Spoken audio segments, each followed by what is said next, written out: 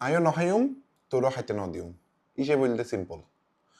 ব্যাপারটা হচ্ছে যে বাংলাদেশের এই মুহূর্তের বৃহত্তম রাজনৈতিক দল বিএনপির যে ছাত্র সংগঠন আছে, এই ছাগলগুলাকে দেখে আমি খুবই মনক্ষুণ্ণ হই এভরি ডে। ব্যাপারটা হচ্ছে ছাত্র দল যেটা করতেছে সেটা হলো ওরা নিজেরা কিছু খাবে না, অন্যদেরকেও এটা খাইতে দিবে না।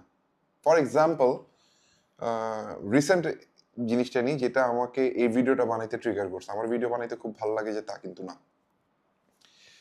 ওরা হাদিকে নিয়েও এখন এখানে কন্ট্রোভার্সি করা শুরু করছে ছাত্রদল। আমানুল্লাহ আমান বুইরা খাটাস, ছাগলের বাচ্চা ছাগল, চাচার বয়সী চাচার দল, এই চাচারা মানে যাতা শুরু করছে এখন।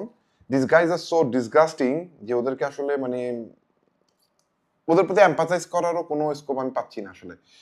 এরা জুলাই যে এত বড় একটা অভ্যুত্থান এলো, এটাকেও এই দলটা দল হিসেবে অন করতে পারে নাই।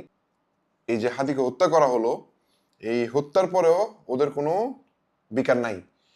সর্বদলীয় একটা সমাবেশ ডাকছে ইনকিলাব মঞ্চ হাদির উপর যখন এই অ্যাটাকটা হয়েছে। এরপরে এই শোরের বাচ্চারা কিন্তু ওই মিটিংয়ে জয়েন করে নাই বিএনপি অ্যাজ এ টিম। ভাই তোরা কাজের জন্য খেলতেছিস, আমরা কি বুঝি না? You guys are purely playing for India. ভাই বাংলাদেশের জনগণ এতটুকু মাথা মোটা হয় নাই যে এরকম ইন্ডিয়ার দালালদেরকে ভোট দিয়ে ক্ষমতায় আনবে। তোমরা জুলাই অভ্যুত্থানকে পর্যন্ত ব্যর্থ করে দেওয়ার জন্য বসে আছো, না ক্যাম্পেইন চালাচ্ছ। BNP as a political team আমরা কি ঘুকাই ভাই? আমাদের ব্রেন কি এতই গোল্ডফিশের মেমোরিজ আমরা ভুলে গেছি এরকম একটা অভ্যুত্থানকে তোমরা ডিনাই করে যাচ্ছ আর আমরা তোমাদেরকে সমর্থন দিয়ে যাব?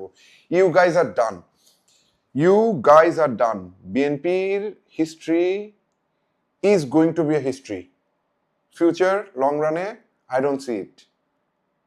ওরা যদি পরিবর্তিত পরিস্থিতিতে নিজেদেরকে অ্যাডজাস্ট করতে না পারে।